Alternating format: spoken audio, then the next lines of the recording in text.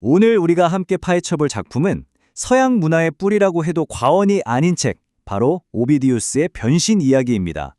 신, 인간, 자연, 세상 모든 것이 끊임없이 다른 모습으로 바뀌는 정말 거대한 이야기 속으로 한번 들어가 보시죠.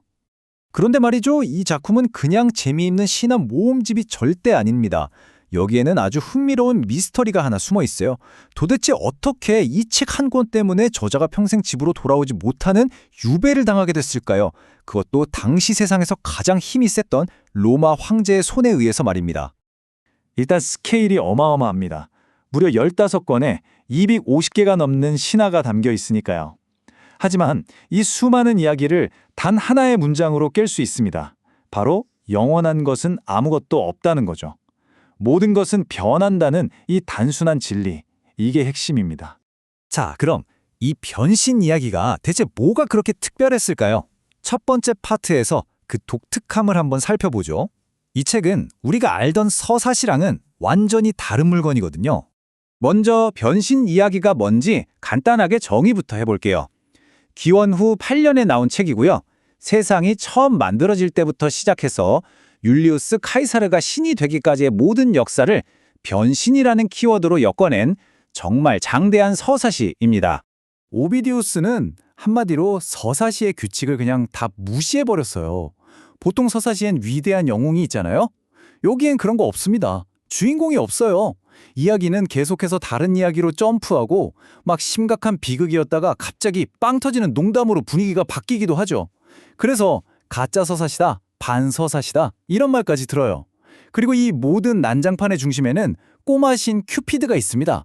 이 친구가 쏜 화살 한 방에 근엄하던 신들이 사랑에 빠져서 바보가 되거든요. 그런데 이건 그냥 막 쓴 이야기가 아닙니다. 그 중심에는 아주 깊은 철학이 있죠. 이 책에서 변신은 그냥 소재가 아니라 세상을 보는 방식 그 자체였어요. 자, 이 문장 한번 보세요. 1567년에 나온 영어 번역본의 첫 구절입니다. 셰익스피어가 바로 이 버전으로 변신 이야기를 읽었죠. 기이한 몸으로 변한 형상에 대하여. 굉장히 고풍스럽고 장엄하게 들리죠. 이 느낌을 잘 기억해 두세요. 그리고 여기서 400년 뒤로 점프합니다. 1997년 번역본이에요. 분위기가 완전히 다르죠. 이제 나는 몸이 어떻게 다른 몸으로 변하는지 말할 준비가 되었다. 훨씬 직설적이고 현대적이고 강렬합니다. 수백 년에 걸쳐서 이 시 자체가 변신을 한 거예요. 정말 이 작품의 주제를 이보다 더 잘 보여줄 수가 있을까요? 이 작품의 핵심 철학은 마지막 권에 나오는 피타고라스의 입을 통해 선언됩니다. 우주의 모든 것은 계속 흐르고 변한다. 어떤 것도 완전히 사라지는 법은 없다. 단지 새로운 형태로 바뀔 뿐이다. 영혼도 마찬가지로 죽지 않고 다른 몸으로 옮겨간다는 거죠. 그런데 모든 것은 변한다는 이 생각이 결코 변하지 않을 것 같았던 절대 권력과 정면으로 충돌하게 됩니다. 바로 시인 오비디우스와 황제 아우구스투스의 대결이죠. 두 사람은 그냥 정반대의 사람이었어요. 오비디우스는 변화, 열정, 심지어 혼돈까지 노래했죠. 반면에 아우구스투스는 질서, 도덕, 변하지 않는 전통을 되찾으려 했습니다. 뭐랄까, 흐르는 강물과 단단한 댐 같았달까요? 애초에 같이 갈 수가 없는 사이였던 겁니다. 근데 정말 아이러니한 건 오비디우스가 작품 안에서 아우구스투스를 최고신 유피테로에 빗대면서 이렇게 칭찬을 했다는 겁니다. 하지만 이런 아부도 소용없었어요. 곧 닥쳐올 그의 운명을 생각하면 이 구절이 정말 서늘하게 들립니다. 네, 결국 이 충돌은 파국으로 끝납니다. 오비디우스는 다시는 돌아오지 못할 머나먼 길을 떠나야만 했죠. 바로 변신 이야기가 완성된 기원 후 8년, 바로 그 해에 아우구스투스 황제는 오비디우스를 제국의 가장 먼 오지인 흑해 연안으로 추방해버립니다. 평생 돌아올 수 없다는 조건으로요. 왜 추방당했냐는 질문에 오비디우스는 딱 두 단어로 된 암호 같은 말만 남겼습니다. 라틴어로 카르멘 에트 에러르, 시 한 편과 실수 하나. 이 두 단어가 지난 2000년 동안 역사가들을 괴롭힌 거대한 수수께끼가 됐죠. 시가 뭔지는 대충 짐작이 갑니다. 아마 황제의 도덕 정책에 정면으로 반대했던 연애 지침서, 사랑의 기술이었을 거예요. 진짜 미스테리는 실수입니다. 대체 무슨 실수를 저질렀을까요? 황실 가족의 비밀을 알게 된 걸까요? 아니면 정치적 음모에 휘말렸던 걸까요? 가설만 무성할 뿐 진실은 아직도 아무도 모릅니다.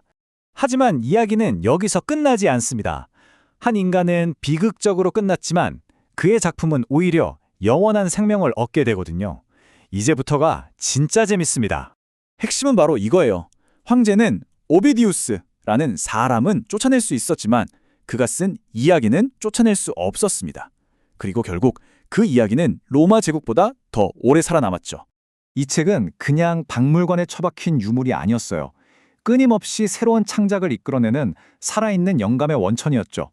중세 초서부터 르네상스의 셰익스피어, 바로크 시대의 조각가 베르니니까지 이름만 대면 알만한 거장들이 전부 이 셈에서 영감을 길어 올렸습니다.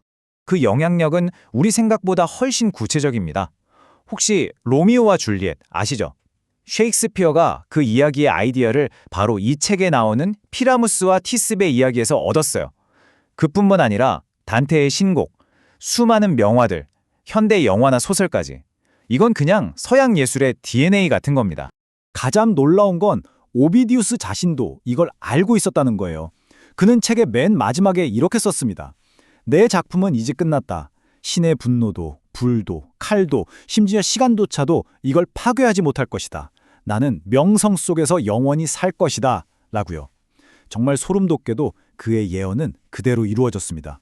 결국 오비디우스의 삶은 우리에게 이 질문을 던지는 것 같아요.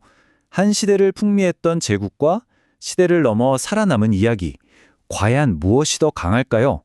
이 질문을 생각해보면 지금 우리가 만들고 있는 이야기들이 미래에 어떻게 남을지 다시 한번 고민하게 됩니다. 과연 제국보다 오래 살아남는 이야기란 무엇일까요?